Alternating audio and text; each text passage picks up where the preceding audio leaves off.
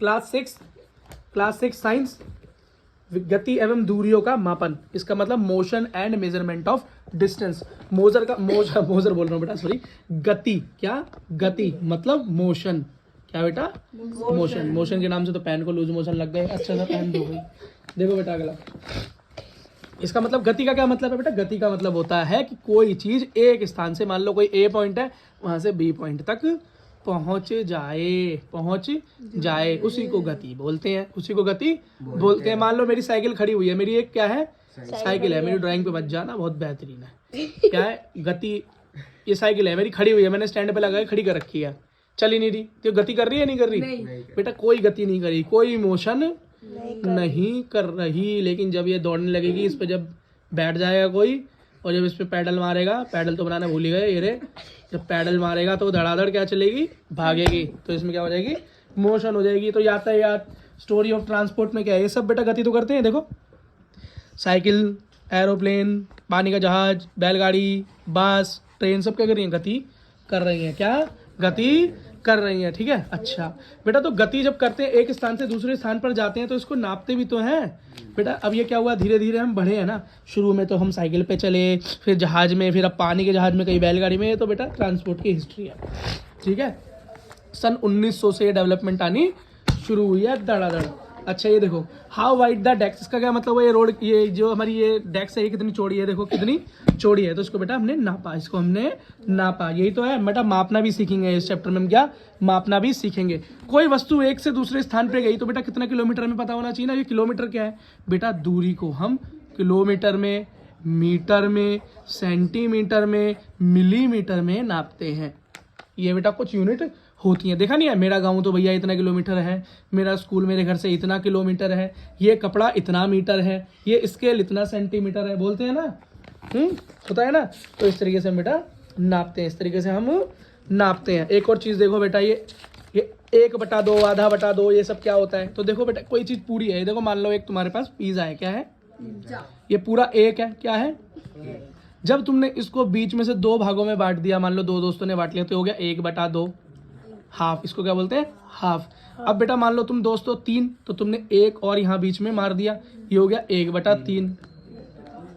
अब तुम 4 दोस्तों, तो तुमने क्या किया, पूरा ऐसे काट दिया, ऐसे तो कटवाते हो, तो ये हो गया 1/4, ठीक है। एक और कर दिया तो हो गया 1/5, एक और कर दिया तो हो गया 1/6, एक और कर दिया तो हो गया 1/7, और ये कर दिया तो हो गया 1/8। बस बेटा, इससे ज्यादा पिज्जा काट के देते नहीं है, फिर तो पिज्जा बचेगा ही क्या, फिर तो टुकड़े टुकड़े हाथ में आएंगे। तो ये समझ में आ गया, ये बात समझ में आ गया। तो बेटा हम नाप सब कुछ सकते हैं, टेबल नाप सकते हैं, हम कमरा नाप सकते हैं, है ना। हम दिल्ली से लेके लखनऊ तक की दूरी नाप सकते हैं, वो तो छोड़ो, हम धरती से चांद की दूरी का भी अंदाजा लगा सकते हैं। और ये सब मुमकिन हो पाया जब जीरो दिया मेरे भारत ने, ठीक है। उस पिक्चर के अंदर ये गाना है, ऐसा ऐसा है।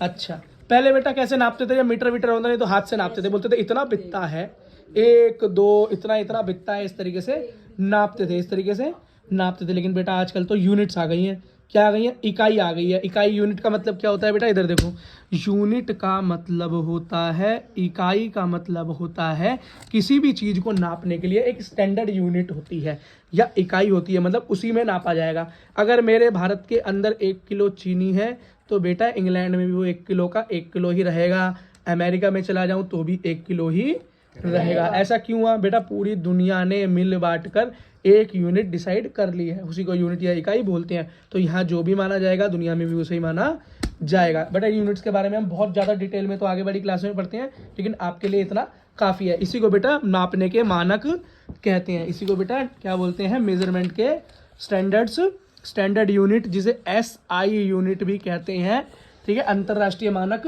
कहते हैं, अंतर्राष्ट्रीय मानक कहते हैं। अंतर्राष्ट्रीय मानक का मतलब समझ गए ना तुम, जो बेटा हर जगह पर बराबर मानी जाए, ठीक है।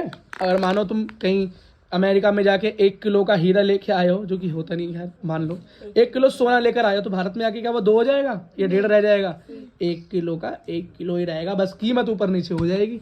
कीमत बेटा अलग तरह का विषय है, लेकिन यहाँ पर हम मापने और वजन की बात कर रहे हैं। अब बेटा याद रखना, मैंने तुम्हें बताया था किलोमीटर, फिर बताया था सेंटीमीटर, फिर बताया था मीटर, फिर मिलीमीटर भी बताया था, क्या।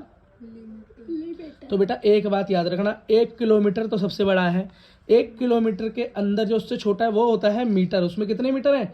1000 मीटर। सबसे इंपॉर्टेंट बात पहली, ठीक। फिर मीटर से छोटा है सेंटीमीटर, तो 1 मीटर में 100 सेंटीमीटर होते हैं। बेटा ये बात लगती छोटी है लेकिन है बड़ी। बड़ी बड़ी क्लासों में जब साइंस के क्वेश्चन करते हैं तो बच्चे इन्हीं को चेंज करने में गड़बड़ कर देते हैं, फंस जाते हैं। अगला देखो बेटा, 1 सेंटीमीटर से भी छोटा है मिलीमीटर, तो उसमें होते हैं 10 मिलीमीटर। अब ये कहाँ देखने को मिलेगा तुम्हें मिलीमीटर? बेटा स्केल लेना जो 15 सेंटीमीटर का होता है ना, नटराज वाला छोटा सा, उसके नीचे देखना 1 सेंटी से 1 होगा और 2 लिखा होगा। उसके बीच में छोटी छोटी कितनी लाइनें होती हैं? 1 2 3 4 5 6 7 8 9 10, ये होती है मिलीमीटर। जो 2 सेंटीमीटर के बीच में होता है मिलीमीटर। बात समझ में आ गई?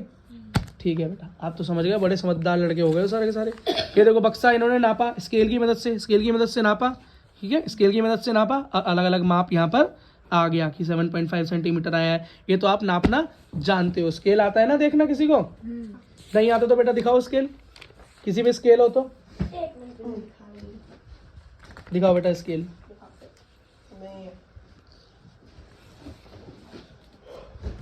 देखो बेटा, इतने बच्चे स्केल ला रहे हैं, हम एक चीज बताए दे, देखो कि बेटा अलग अलग जगह से जब लोग देखते हैं तो बेटा मेजरमेंट भी हमको कई बार अलग अलग दिखाई देती है। क्या देखा तुम्हें बेटा? दूर से प्लेन छोटा दिखाई देता है, क्या वह सच में छोटा होता है? नहीं होता ना। तो इसलिए बेटा जब भी हम किसी चीज को नापें उसको ठीक ऊपर से देखें। अगर साइड से देखेंगे तो भी बेटा उसको गलत कर सकते हैं, उस साइड से थोड़ा दूर देखेंगे या नीचे से तो भी अलग गलत हम कर सकते हैं। यहाँ देखो ये चित्र यही बता रहा है। अब किसी को कैसे नापते हैं बेटा? मान लो मुझे यही लाइन नापनी है, ये वाली लाइन जो बनी हुई है, तो बेटा फुट्टा है, ये रहा स्केल, ठीक है। मैंने बताया था ना 2 सेंटीमीटर के बीच में 10 लाइनें होती हैं। देखो छोटी छोटी यहाँ पर 10 लाइनें हैं, छोटी छोटी क्या है? 10 लाइनें हैं। ये देखो मैंने नापा, मान लो ये लाइन नाप रहा हूँ मैं, ये वाली है, एक्टिविटी लिखी है, इसे नापता हूँ। तो शुरुआत कैसे लिखता हूँ? 0 से लगा देता हूँ और बेटा यहाँ देखता हूँ तो ये 8 पर आता है। कहाँ आया? देखो 8 पर आया। तो कितना हो गया? ये 8 सेंटीमीटर, क्योंकि ये बेटा किस में बताता है? ये फुट्टा सेंटीमीटर में बताता है, ठीक है। तो 8 सेंटीमीटर में कितने मिलीमीटर हो गए? 8 सेंटीमीटर में मिलीमीटर कितने हो गए? मुझे पता है बेटा, 1 सेंटीमीटर में 10 मिलीमीटर होते हैं।